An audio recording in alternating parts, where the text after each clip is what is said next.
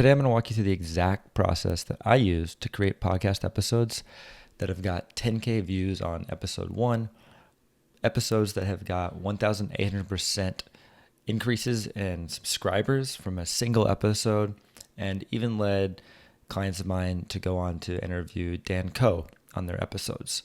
So let's jump right into it. Let's start off with some proof. So right here, you can see episode 1 from a client, and it's 12K views. You can see that we've got 1.6K likes and nearly 300 comments. It's awesome. Moving over here, you can see how this podcast episode launched right here.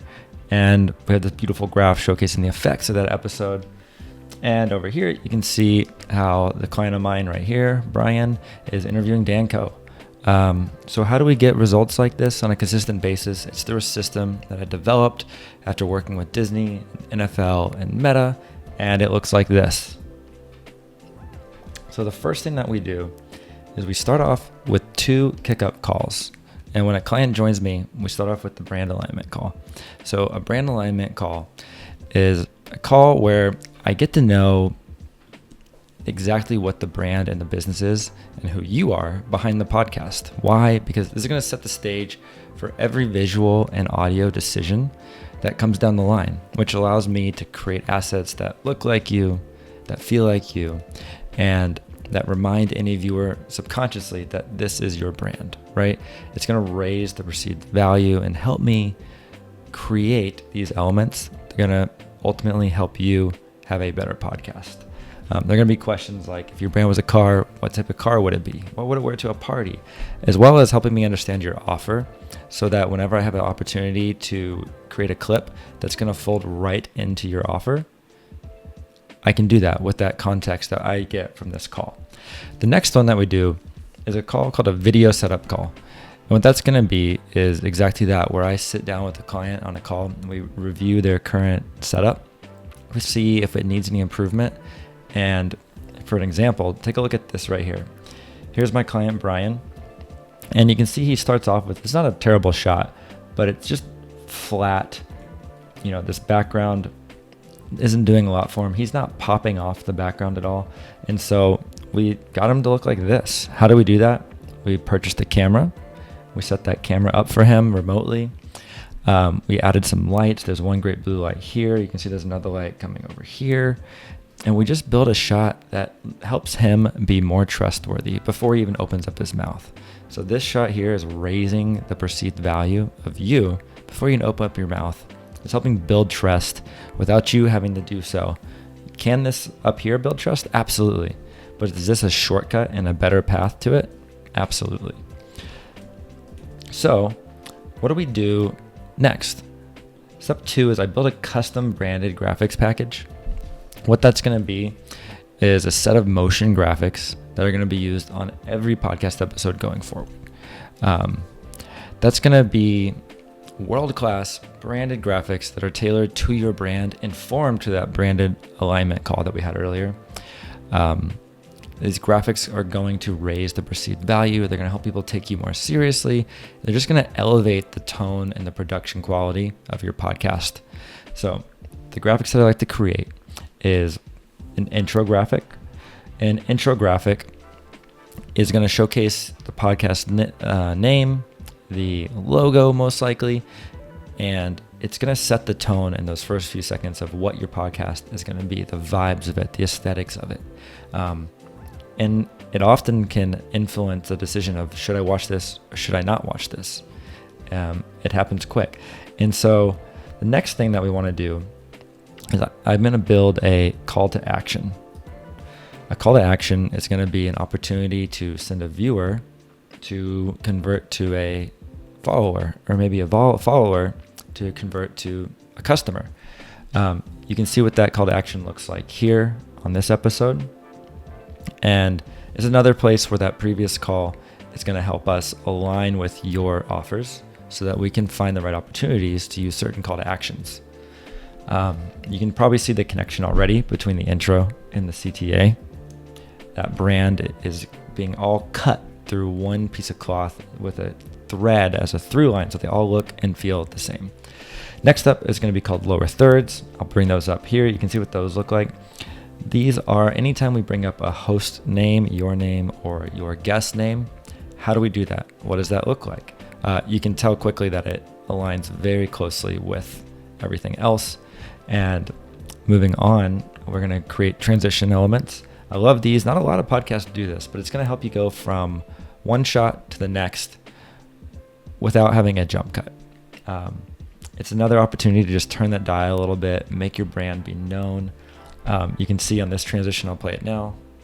Next graphic I love to produce is a product or a website showcase graphic. This also works with quotes too. But what this is how do you show off a product? How do you show off a website in the middle of an episode? Then lastly, we have socials. How do you showcase the socials of you, the host, or your guest? You notice all these feel as if they're cut from the same cloth. They're very centric. They tie back to the brand. They look and feel like the brand does on every other platform that brand lives on. And I give this away to my clients after episode 1. They can own that. They can use these anywhere else. So anything else they're creating, whether it's with me or not, they now have a stronger base of graphics to utilize on all other videos they create for the inevitable future. Helps them align too, so that the podcast doesn't look like a one-off, but now you have this through line through all of your elements that you're working with. So next up, it's going to be the custom branded sound kit. So some people call this sonic branding. And what this is it's going to be an intro theme song that's going to it's going to sound like you and your brand. Sonic branding is what some people call this. It lets your viewers subconscious know that this is you. Too many videos today rely on cookie cutter stock music, which is nothing wrong with that. But this is an independent song that you own, crafted by a professional sound designer to fit like a glove to you. Another fun part, I love this, is the sound effects that we create are built from the same key from that intro music. So these are going to be sound effects that help animate on and motivate on animations. That, once again, just another way to turn that dial, get into that top 1% of the production quality of podcasts today. Now, these are the 3 elements that I start off every new client with.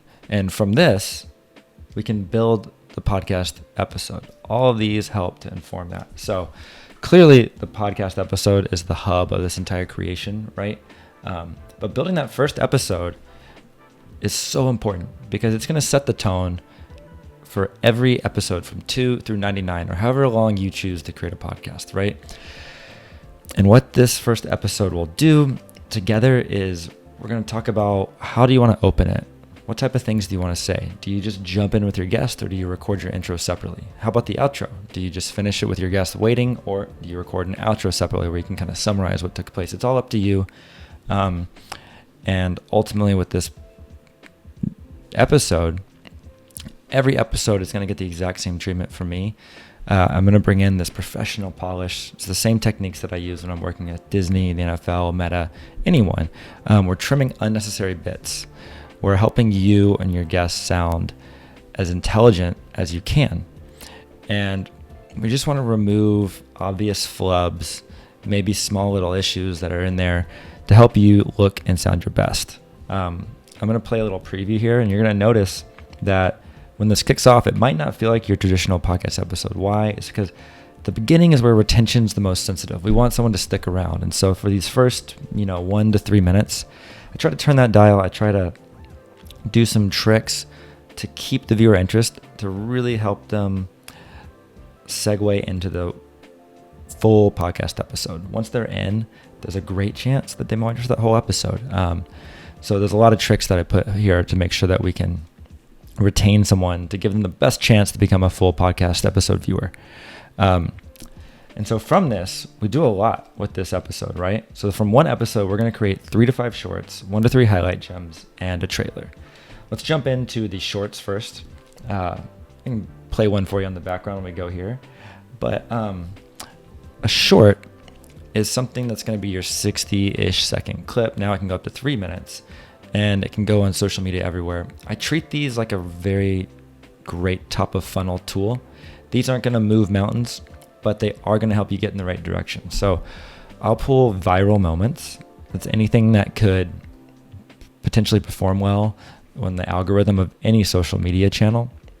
I'm going to look for opportunities to see if you have a clip that will fold right into one of your offers. You know, say you are a help video services create more money through retainers. If you're talking about that in a podcast clip and it's going to live on its own, I can put a call to action to that and help you create an offer, create a call to action that's going to help feed that offer, right? And again, all these are top of funnel. We use these shorts not to move mountains, but we use these shorts to find a new audience, bring in anyone who could be potentially a passive viewer who's going through their feed to potentially watch a full episode, right? I take these very seriously because, you know, I want to squeeze all the juice that you can out of any episode. So each short is an opportunity for your episode to convert a listener into a follower into a customer. It's a massive onboarding tool that if you are someone who has a high ticket service, you don't need thousands of people. One person can make a big difference for you, and one short gives you that much better of a chance. So I like to really squeeze the juice that we can out of an episode and do as much of these as possible. Next is we're going to go on to highlight gems. These are kind of the best of moments. They're video clips that stand alone on a YouTube channel and a playlist, and they're going to have their own thumbnail, their own title. Each of these is going to be 3 to 10 minutes. And it's just going to be another shot to feed the YouTube algorithm to help you look and remain consistent to the platform. What they're huge on is if someone's watched the short, they decide they want to watch the full episode, but they don't have an hour, they could spend 3 to 10 minutes with you. And it's just yet another tool to let someone spend more time on your YouTube channel, which is only going to help. And then lastly is the trailer. This is everybody's favorite. People love the trailers because, truthfully, I love building these. They are an engaging piece that's going to be a real banger on the timeline. My clients love to use these. They're always looking forward to this almost more than the episode. And not only do these generate buzz, like this one that you can see here, when we played this on its premiere date, it got over 30,000 views on day one, which is huge. And they're also just real fun pieces for you to look at the work that you put in this episode and in 90 seconds, just understand it, be able to share it with family, friends, and it's just a highly shareable piece. Like people want to share this because it feels like they found something cool. At the end of the day, one episode that you've recorded with me can break out into up to 9 assets, anywhere from 6 to 9 assets, right? So we're squeezing all the juice we can out of this because when you know that you're going to get all these chances, all these shots on goal, and you know it's going to look good, then it helps you feel that much more confident when you step into that recording booth, to whether that's at home or in a studio, wherever that may be, to just give you a platform that you feel confident in. And so if this at all appeals to you, I will encourage you to go to cutthepod.com/me, and you can fill out that application and I'll look and see if we're a good fit to work with one another. And we can hop on a call. We can give you a free consultation or potentially work together. So please go to cutthepod.com/me and let's see if we're a good fit.